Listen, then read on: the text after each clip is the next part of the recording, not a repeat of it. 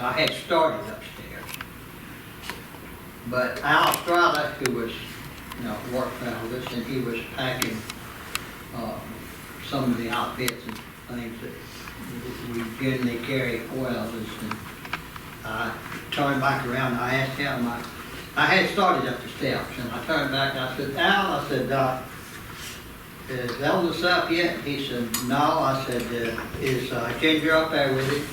He said, yeah. I said, okay, so I figured, and start come on back down and back out to the home out here, on Graceland property now.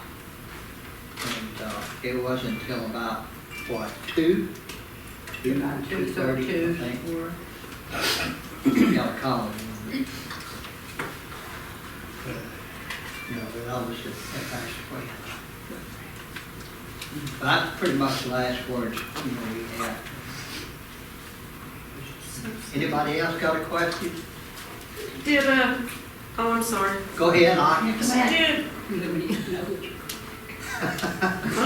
get you first, then I'll get you. Gotcha.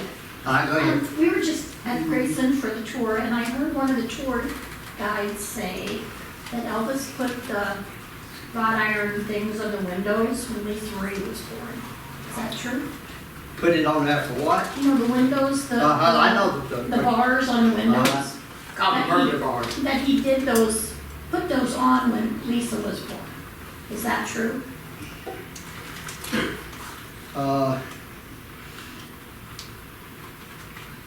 I think he had them put on there before Lisa was born. That's what I thought.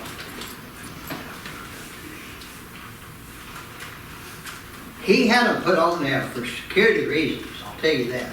I know that. I was thinking it was before she was born. Yeah, I'm almost sure it was before she was born. He had them put on there. That's right. And all, and they had, actually had locks, on them. You can't open them. But that's basically why he had them put on, for security reasons. Okay. All right. All right. Just recently, I read I listened on audio. What Happened to Elvis, the book. Did Elvis read that book before he passed away? Did he have a chance to read it? He didn't have a chance to read it? No, he did read some of the excerpts from it.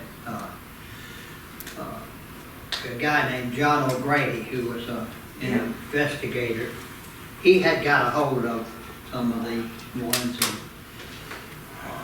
I actually read them first, and and Elvis had asked me, about it, and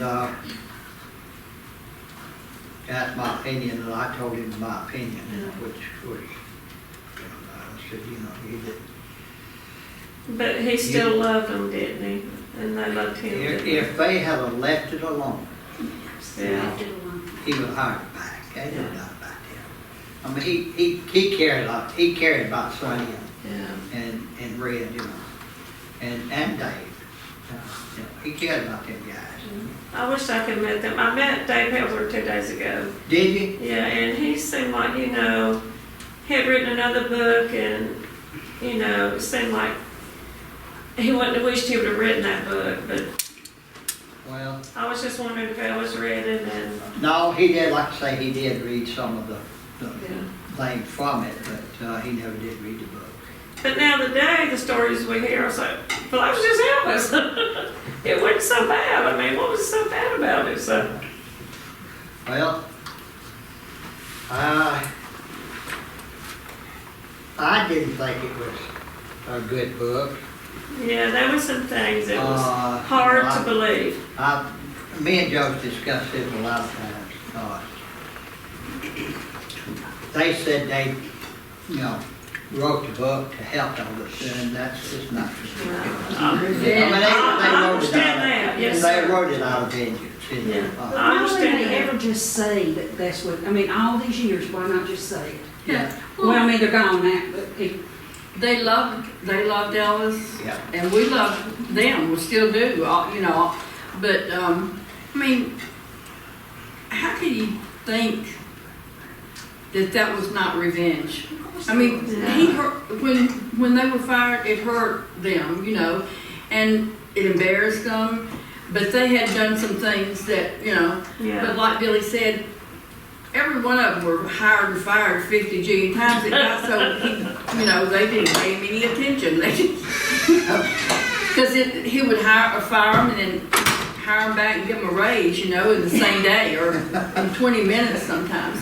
But You think it was because my gut feeling is they did it for Do you revenge. think it was because Vernon fired That them had that something they to got do with it, more hurt because he this time? actually, I don't think so because they didn't Yes, it write did. anything about Vernon. no, I but mean, they, They did, I Well, they did say how he was. but I think what she's asking is, you know, Oh, I know. because Vernon fired him and not Elvis. Oh, And I But they were think- more hurt. well, Elvis was like that with everything. Like if he didn't like to, you know, hurt anybody or face anybody. Like sometimes when he broke up with people or he just didn't see them anymore. I mean, he just didn't. You know, it wasn't. We're doing it, It was that's the just. smartest way to do it. Yeah, right. He didn't like I'm trying to, conflict. don't start, don't start. I was just agreeing. Like, you know, like Aunt Margaret, we were at Joe Esposito's one, and she came over for dinner, and we were there, and she said, you know, like, what's up with your boss? He just kind of just faded out. Oh, you know, that's just the way Elvis was. You know, he never would have hurt. He didn't want to hurt anybody unless, you know, he was really, really mad or upset about something like that. But he didn't like conflict, really. In your opinion, Billy, since you and Joe knew Elvis better than anybody, would he have ever gotten back with Priscilla? Because I'm so sick of reading that. I'm so sick of reading that No. mess. No, he even said He that. he said, you know, he said. you know, Funny way to put it, but he. Yeah, he told me, he said, hey, you know, that's all, is the old saying, water under the bridge. He said, I won't travel that road again. He said, you know, I don't know if I'll ever get married again. Yeah. That was smart. Of course, I guess. He shouldn't have been married. No, he should never have been married. They should have waited on the Yeah. vehicle. Wait for me. Yeah. But no, Elvis was most unfaithful human being. This is true. He was. I mean, I'm being honest, and I'm telling you straight from what I know. It sounds horrible, but you just had to know It how does, it but was. I mean, Yeah. he loved women, man. Because that's But with him, Duh, look you know, at with his him movie. being like he is, like he was, you know, women just threw themselves at him. Yeah. So, you know, And he threw himself back. For a little while. But like, you know, his first real involved love was, you know, was Anita Wood. yeah. Barbara Hart. But not as long as Anita. He was going with her too on Oliver Drive. When he moved to Graceland, then he got involved with Anita. Well, the whole time he was involved with Anita, he was in no I can name, you know. He was In fact, I'll name one of them because she's already told about it, Bonnie Bunch. Bonnie Bunkley. Now, me and Joe knew Bonnie because she went to Whitehaven School where we went, so. He was seeing her and, you know, a couple others. And after he, And then maybe another one or two. you know, and, you know, went out to California Get away with it. when he was out there. He liked to run the field, you know, so. But, then came, you know, Priscilla, and out goes Anita. Whole time he's got Priscilla over here how he talked to her mom and daddy and they're letting her come over here, I'll never know. That was just his sweet charm that he had, that he could talk you just about into anything. So, anyway. Was it true that he promised her daddy that he would marry her if he brought her, if she came up? I don't know if he probably, I don't know for he sure. probably insinuated. Yeah. It's like he didn't put it in writing. I don't know that, he never talked about it, Okay. He just, but the whole time, naturally, he was. Everybody has in their mind like, well, she was 14, but she was 18 years old when she came over. She was not 14, so she was older. She was 14 when he first met her. Germany, but Yeah. when she come over here, she was older. And I don't mean this ugly, but she makes me sick. he couldn't, he couldn't stay true then. It got hot and heavy for a while because it rolled around about a year after she come over. It rolled around the Viva Las Vegas movie, and you know who starred in that with him, and it was hot and heavy. I mean, it was a real toss-up between her and Priscilla at that time. Ooh, I didn't think about that. Of course, he would have, he just wouldn't, he wouldn't marry Ann because, they had the same, career going, and he was, beginning to rise real quick. They were a lot alike. And it probably would have been a competitive thing anyway. So. All righty, go ahead. So my question is for Joe. I always felt that Elvis showed a softer side to the women in his life. Like, I couldn't hear. I said I always felt that Elvis showed a softer side of himself to the women around him. Is there a particular memory shared between you two that maybe a man wouldn't be able to enlighten on that comes to mind when you think about the time spent with him? Oh, there's so many. Be careful how you answer. That's why because I don't think I heard exactly what she said. What did she say?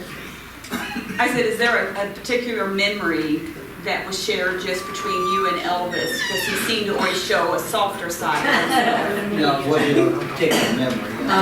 Well, the softer probably was the side. time we found Dr. Nick's bag in Hawaii. And I was the lookout. And, and a few other things. It's because he trusted you. She had one right here for the Okay, go ahead. So I'm really interested in Elvis the person. So you've heard about the it factor. And Elvis had it. I've heard when he walked into the room, people with their backs turned, they could just... That is So, absolutely true. what was the it? This been Can every- you describe it? No, No. and I don't think anybody else can. We were We talking talked about about that this in an on- earlier session, and there's no one word, there's no 2 or 3, and I don't know how you would explain it. It's just, you can't say charisma, you can't say, She's not a word strong enough, really. it's just, Well, just Do you look have at like a it this story way. or something to I'm describe looking. it? I can remember the first time I met him, Billy took me up there, and I was probably about 14, and we dated, and, Rob the trade right here. Oh, you taught Elvis everything he knows. Yeah, who do you think he got it from? and my Bobby socks and all that. I had never been, or never wanted to go. I didn't want to go then because I just, Billy said, go, you did. So I did. And when I walked in, I thought, God, I gotta get out of here. I thought, that was the most beautiful place I had ever seen in my life. And we went in through the back door and up into the kitchen. We went down the steps and went down to the pool room. And all the guys and everybody, he was introducing me to everybody. And Anita Wood was with him then. And we sit and talk for a few minutes. And all of a sudden, I just got this chill, And I don't know if I was looking at everybody else around or what. I had that effect on it. And he came in and he said, "Oh, okay, Billy, I see why the hell you have not been worth a shit for a while." When was this? That was, what was it, 60, 61? See, Okay, And, because we went to high school together. okay. And, he said, I'm really glad to finally, see what Billy's problem was. And I was like, ugh, I don't know what to say or anything. And finally he said, he had a cane, walked around with a cane, carried it around to look cool, look good. And he said, if I say one more word to you and you don't talk, I'm gonna hit you over here with this cane. And that just broke, and But from you then could on. feel this present, he just Oh, had this. yeah. I did. It was like, I'm talking about it right now, I'm getting chills. But that's the way he affected everybody, just, and I don't know, I was not attracted to him. I was always oh, attracted. We didn't find that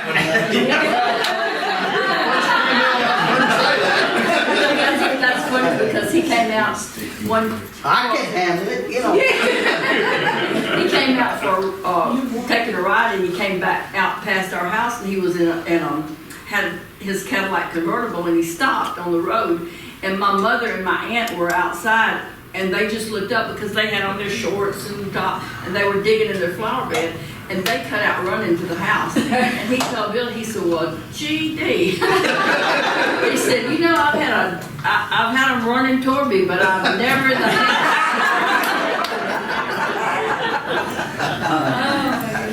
he was a character. He was a character. He had a very colorful language. Yeah. Billy, Depend on, to continue this, you knew him since forever. When did this it factor start? Was he like Always. Always. I always felt it around him, I really did. Let me put it this way. Look right here. How long has it been? 46 years? 46 years. Too long. Now, let me ask you something. Do you know of any other star that this has ever happened with? Absolutely not. I've never heard of it. If it is, maybe I'm wrong, I don't know. No, you're not wrong. Elvis had something that was beyond the word charisma. I don't know what it was. I mean, at least for me, he did. I mean, and I think just about everybody. I mean, when men meet you, and all, I mean, you might say, it's a nice looking guy, or something like that. But when they met Elvis, it was Look what Jerry Reeves said about it. yeah, Jerry Reed. Jerry Reeves just. He said, if I was a woman, I'd kiss you. But this is even back, I think maybe what she was saying, so this is even back when y'all were very young kids, right? I mean, was something different then that y'all could tell, even when he was. Yeah, like I say, I felt it all, Yeah. even. Elvis was 8 years older than Billy. Right. But you got to tell him about Magolio's fruit stand. No. Oh, come on now. Yeah, their That's out of family was curiosity. poor. We grew up poor. Not just, but we about to have beans every night.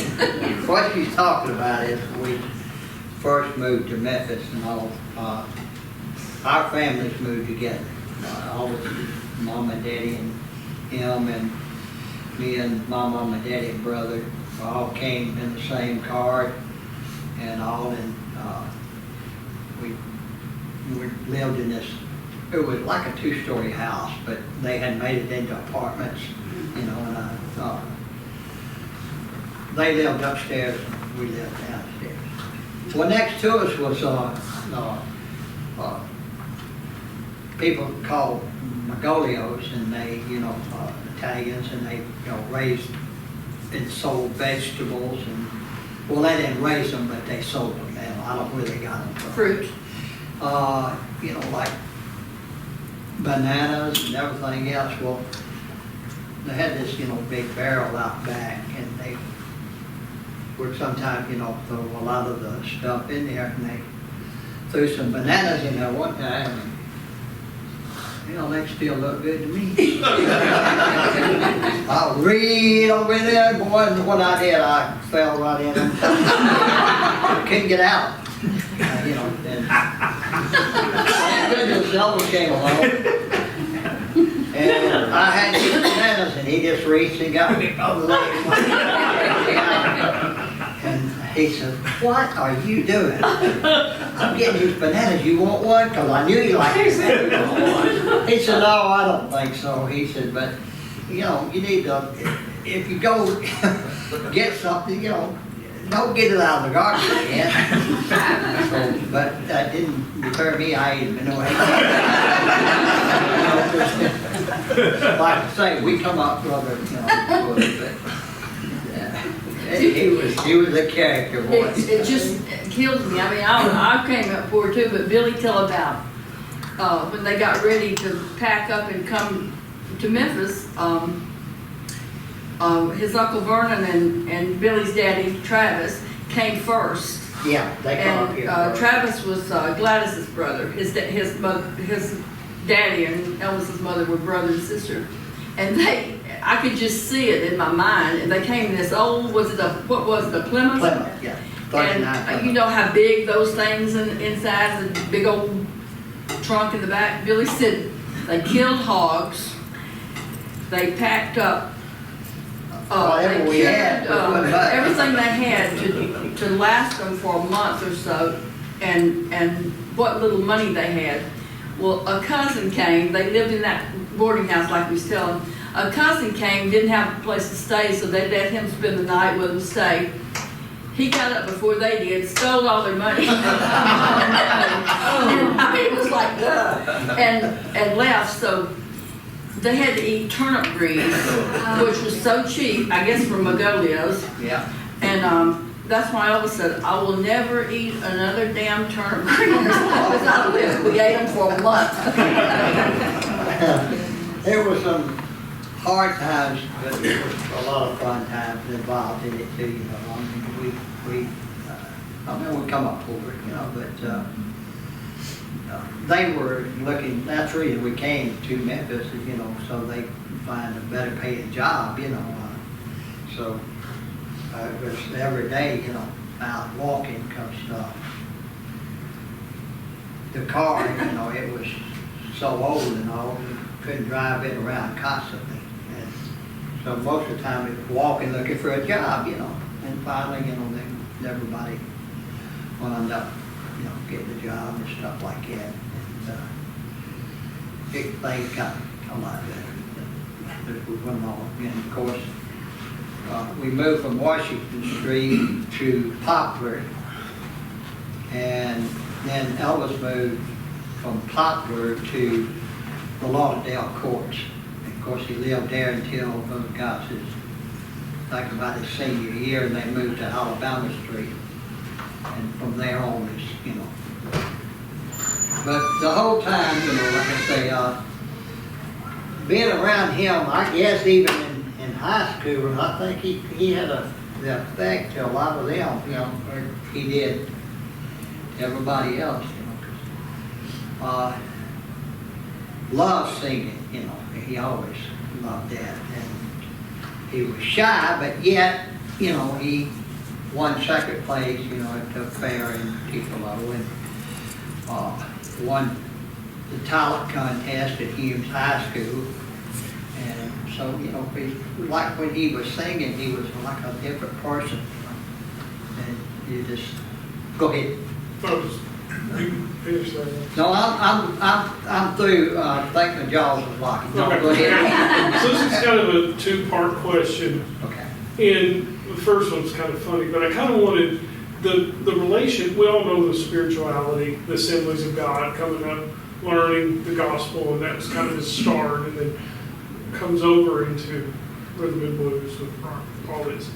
So we know that, but I've been kind of zoned in on the spirituality, and there was a turn in there that happened when, and I don't want to throw anybody under the bus here, but when Larry Geller stepped on the scene, it almost seems like in my studies that there was something switched. And I know there was some contention when he came in the group.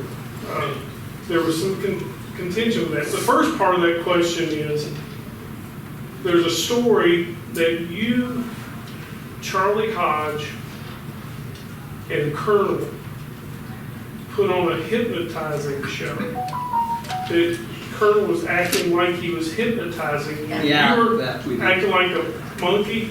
And Charlie was barking. It wasn't hard. So I was reading, and from my information that I've read, Larry Geller is telling the story, and he's like, I don't know if they were making fun of me, or the Colonel was trying to prove a point because they were trying to push him. So can you comment on that? Were you really hypnotized? Or tell us if you can tell a little bit about that, if there is any more to that, but also kind of, am I right to think that something changed there, or he kind of secluded himself a little more from everybody and kind of turned a little dark there for a while? No, Okay, that's not true. okay. He never. Probably. What changed was the Said fact that would that like to think he did. it's Like like, he didn't have that big of a effect. hey, Okay, Larry, okay. but what changed was that Larry was into self-realization, and he got a talking with, Elvis about religion, and from there on, it was a lot of religious books and other books, that Elvis was, and they talk about that, but the only thing is, is Larry he was like, look, Elvis, man, he said, do you realize how many people you could reach if you would go out and preach, and tell people about God, he said. And Elvis said, well, Larry, he said, yeah, maybe I could, I don't know, but he said, I tried, right now, he said, people talk about religion, I'll talk about it with them and all that. He said, but, he said, remember, and I have to, I'm an entertainer, I'm a singer. That's what I think God put me here for, and that's what I'm going to do. And, he kept, bringing these books. Well, Elvis loved to study, all different types of things, religion and all that.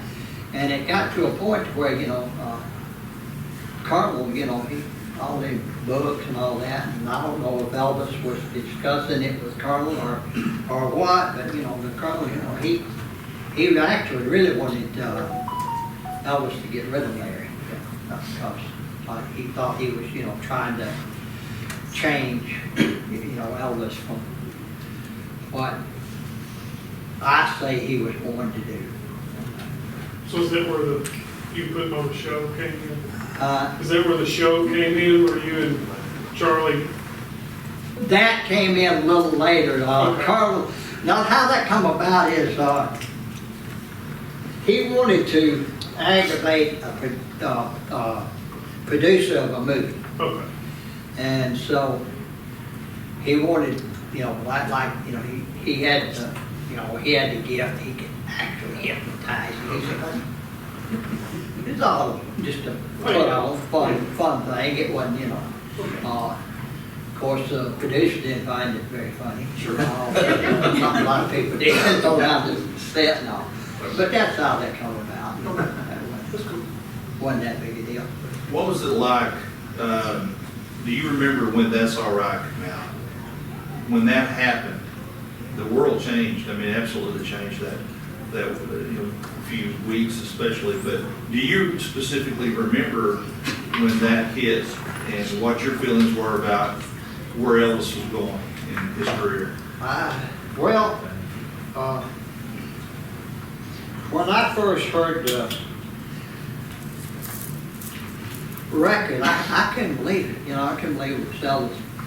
In kind of a way, and I don't mean this, that this got started, you know, but you know, he sounded somewhat black, you know, because black music was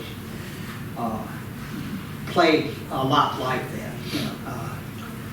And so many, I've heard this, you know, Elvis got the black man music. Elvis got the music from what he developed. I remember him going and recording down there and coming home, and you know, just happened to be there one night at their house. They lived on Alabama, we lived on High, which was maybe 2 blocks at the most. And we were just visiting, and he come in and boy, he hold his guitar down. He said, hey, you know, don't seem we can get anything right. And so he thinking, you know, the whole time, what is it that, you know, that I can do that?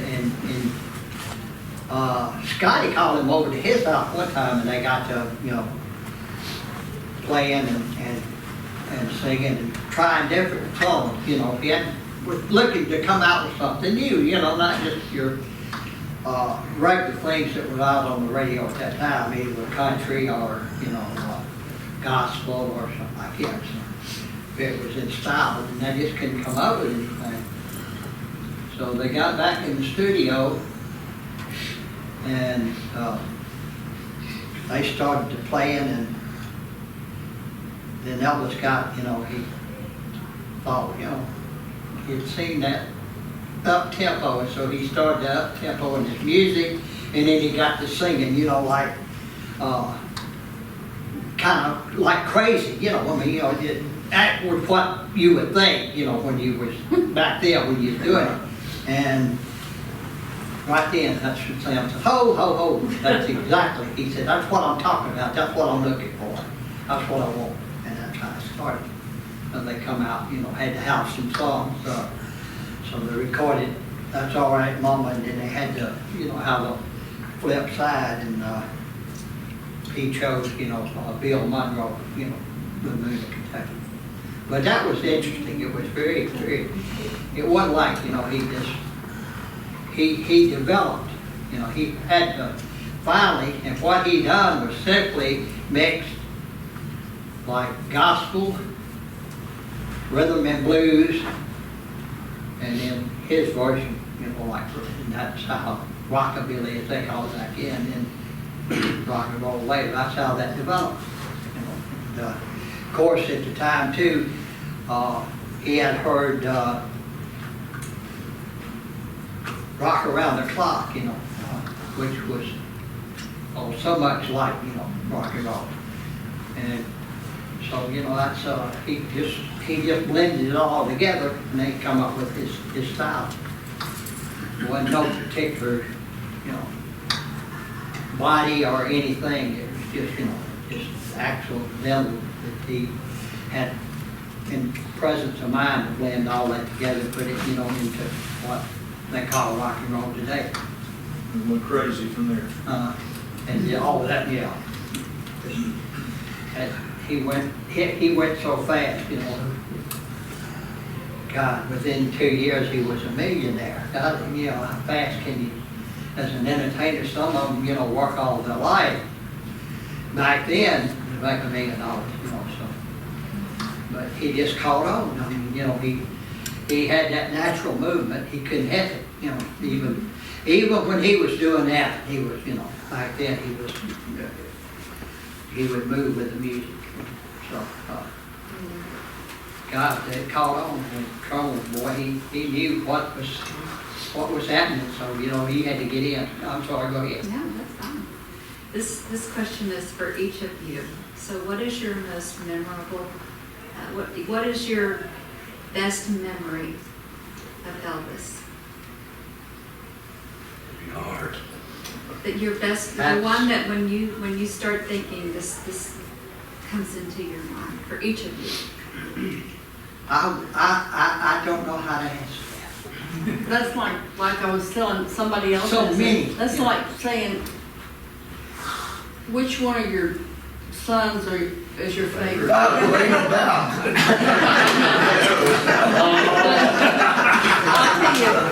I'll tell you, mostly was when we had the alone time, Billy, me, Linda, Elvis, or Priscilla, or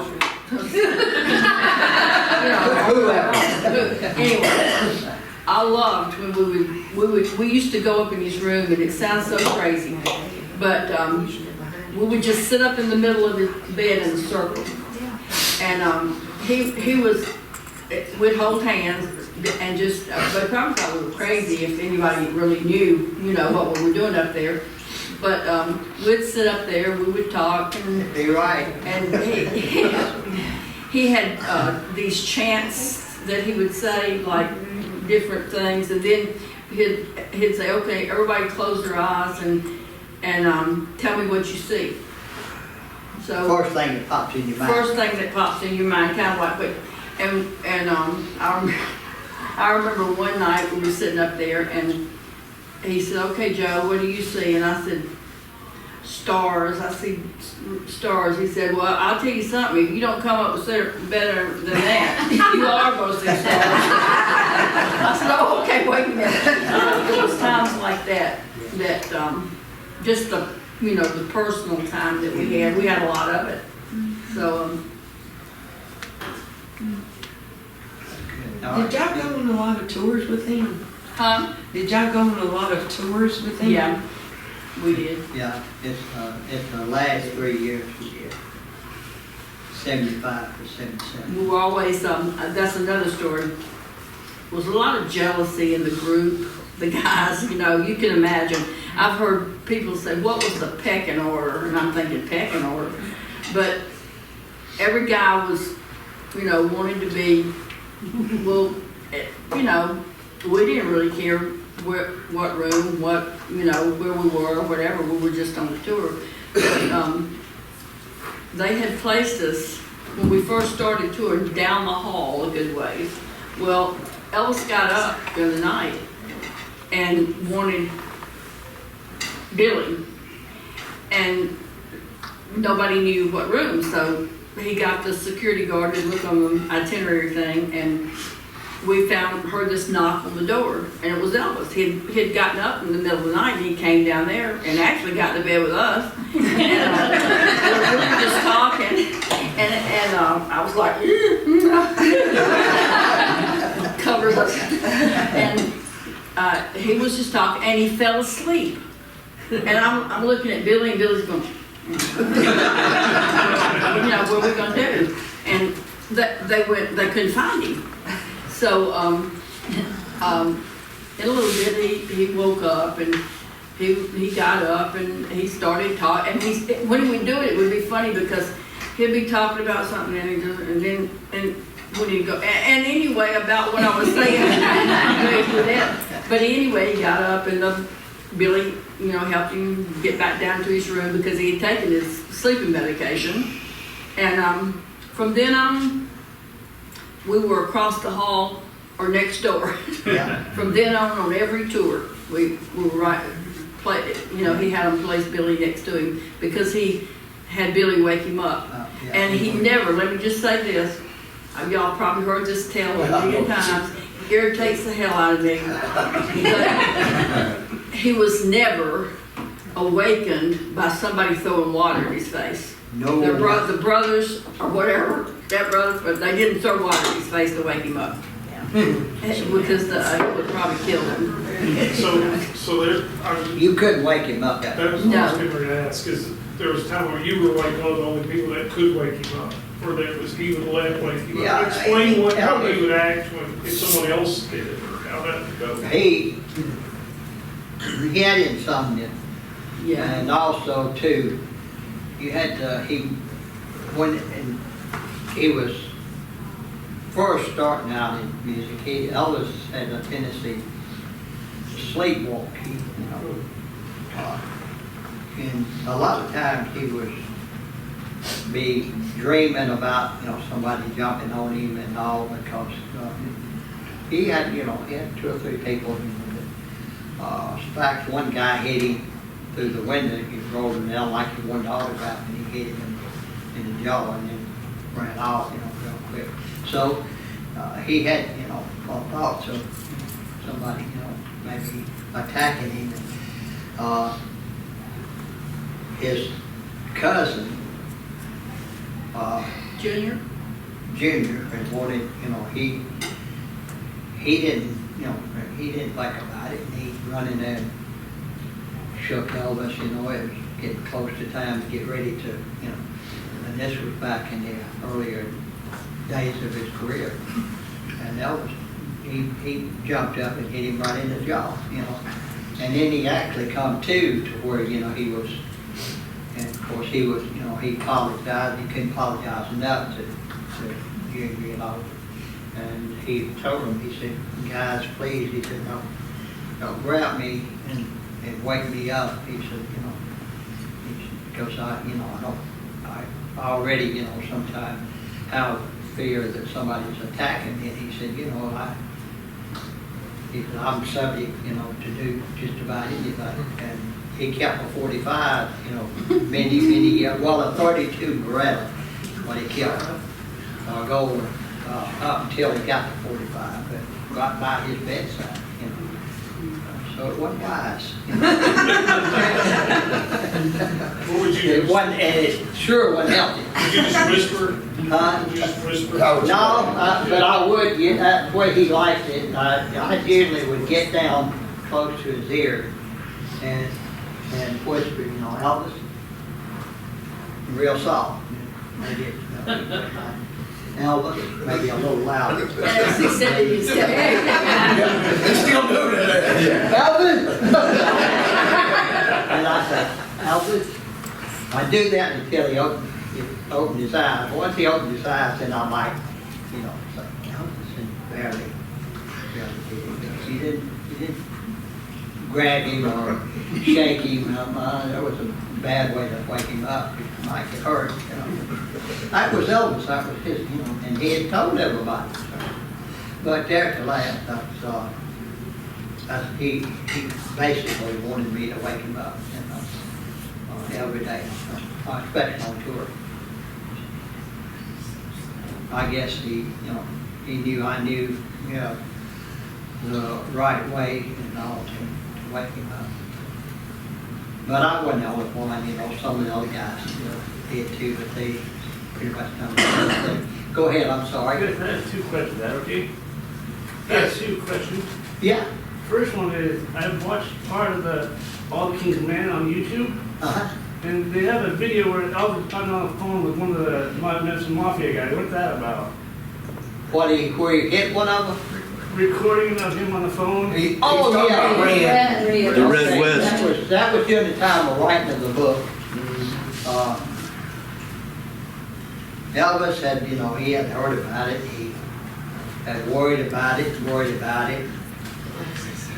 Elvis, he a lot of times didn't think about things, and he had taken his sleeping medication and maybe a couple other things. I don't know, maybe, but he was slurring his words. He should have went to bed, but a lot of times he wouldn't, he just He would fight it. he would, kind of fight it till he got absolutely, to where he was sleepy enough that he wouldn't wake up. And he got a gentleman that worked for him as an investigator. He was an investigator anyway. His name was John O'Brady. And he got John to call him. And I think they had expected Elvis to call him, because otherwise, I don't know, how the taping would have come about. And, that's how that would happen. My other question was, who's Arthur Uden? Huh? Arthur Uden. Arthur? not such a nice guy. He really was. He was one of the first guys that was around Elvis. He was he traveled with him a little bit, not a whole lot, because Arthur was married, and all that. But he was funny, man. You could say, "Oh, I got so and so," and he always wore, a jacket and all that. And whatever you name, just about, he'd reach in his pocket, he'd have it, Elvis or whatever. But he was really such a nice guy. He was funny and very pleasant to be around. Had a real, easygoing manner about him. And Elvis, he just liked him. In fact, he wanted Arthur to work for him, but he couldn't, because of his family and all. But he, after Elvis bought Graceland and all, Arthur pretty much quit coming around, because then, Elvis was really, Hollywood did concerts too, so, he was really busy. But he was a good person. I have a question. Would Gladys approved of Priscilla? Hell no. I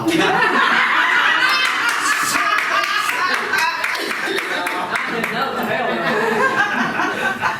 I should have said that. I loved it. But I don't know. She was crazy about it. Yeah. I think ain't Gladys I think Elvis would have married Anita. I really do. There's not enough said about your Aunt Gladys, and I would like to know more about her. About No, about your Aunt Gladys. Oh, golly. Wonderful woman, she just, in fact, Elvis's mannerisms and all that, a lot came from her, His temper too, she had a temper sometimes, but she was fun to be around, she was always kind of clowning around, and she picked at Elvis and, he picked at her, and she was, like I say, just a fun lady to be around. She naturally worried about him so much, that sometimes, she was, I think, she would just grieve when he was gone, She never knew, especially when Elvis had a wreck in Arkansas, Texarkana, I believe it was, and he called her. Is that when his car caught on fire? No, this was, I forget who was driving. But then Elvis, they drove it, all their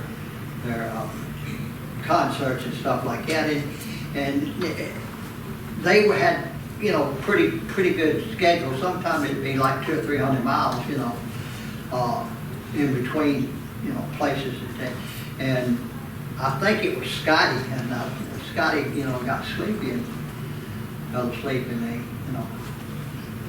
hit something. I don't know what it was, but anyway, woke him up and tore his car up and all. He called her and he told her about it. And from then on, she worried about him so much, afraid something like that would happen. And, she loved the fact, he was, his career and all, but yet she worried about him so much, something happening to him, Yeah, I read that she wished that he would just quit and be a furniture salesman or something. Because he was gone, I guess, too much. But. He was, more than she wanted him to be. Yeah. But that's show business, that's entertaining, you have to. And, but, she had a hard time, accepting all that. But, like I say, just a lot of fun to be around, I know him and Lamar, he had what was first big Harley Davis. electric light, big one. Then he had the one you see a lot of pictures of him called the Harley Caddy, which was kind of like the Sportster he is now. Well, Lamar and him, got to arguing about which would take off the fastest and all that, so they got on the motorcycles and was over on the grass. Graceland there on the right hand side, they had a long enough strip, that they were just going to run it, and they didn't have the curve back in. That was added later. And so, they could go all the way, really, all the way to the other end of the fence down there.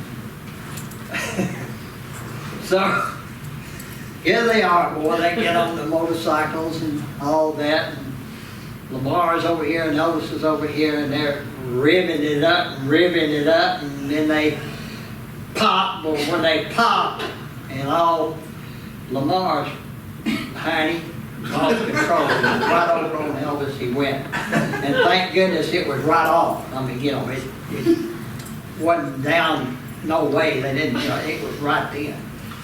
And of course, the wheels on the motorcycles going around, Aunt Gladys was out on the front.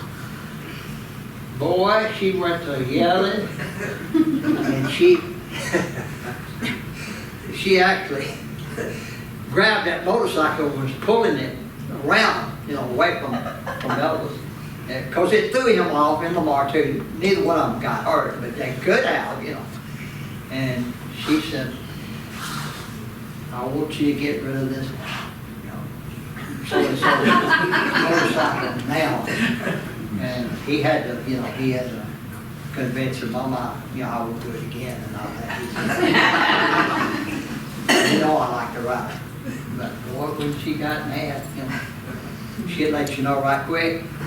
And, they argued, some, even, like mama and son would do, didn't sit well with her. So, but she was a pleasant one, really. She'd sit out back here in the lounge chairs or out front, and talk with some of the fans or, whatever. She was, like I said, just a joy to be around. I kind of have a two-part question. How early in Elvis's career did he decide he wanted to become a serious actor and be in movies more so than sing? I don't think he, Love Me Tender came along. Of course, he had done like, God, I don't mean so many television shows, Steve Allen, Milton Berle, and Dorsey Brothers, and Natural Ed Sullivan. So he had done these things and all, and so somebody had suggested that, as big as Elvis was becoming and all, that he might ought to try his, his skill at, acting and all. So they brought him in, I think, 20th Century Fox.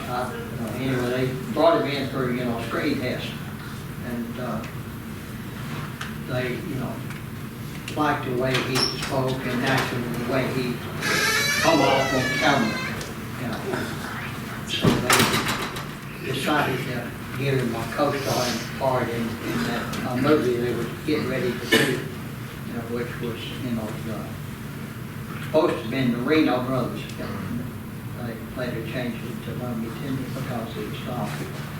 But he tried his very best to come off as a good actor in it, and maybe overperformed in actor's sight than he should have, but and I thought he done a pretty great job. And loving you, he got comfortable with the script, and he went through it like a breeze, because that was so much along his life, you know, at that time. And then he got he wanted, you know, he thought, God, you know, let me try a serious role. So they come up with, you know, Jailhouse Rock. And I thought he had improved tremendously himself, you know, I don't know. Some of the critics in California, naturally, they did, you know, like real bad crap about it and stuff. And then, you know, King Creole, of course, that's when, you know, he felt like he was doing really good, you know, he could play a real serious part here, and, you know, he wanted, you know, other things, but the money makers were the ones he was making, so they wanted him strictly to stay on commercialized. Then, you know, it finally got boring to Elvis, you know, the same type, it's either a race car driver or boat driver or something like that. So I've read that he met Marlon Brando at, I think, Paramount in 1958. Do you know of any other meeting, or can you give any insight on his relationship with Marlon Brando throughout his career? Nothing more than just mutual friends, Okay. you know, actors and all that met each other once in a while. So maybe sit down and talk, you know, and stuff like that.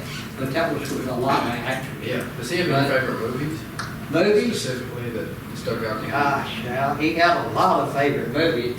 I know the first movie that we saw was called The Hellions, which was a British movie. Richard, it was Lionel Jeffries. Lionel Jeffries and Richard Todd, maybe I'm thinking. But anyway, he watched that sucker about 5 or 6 times, and all that.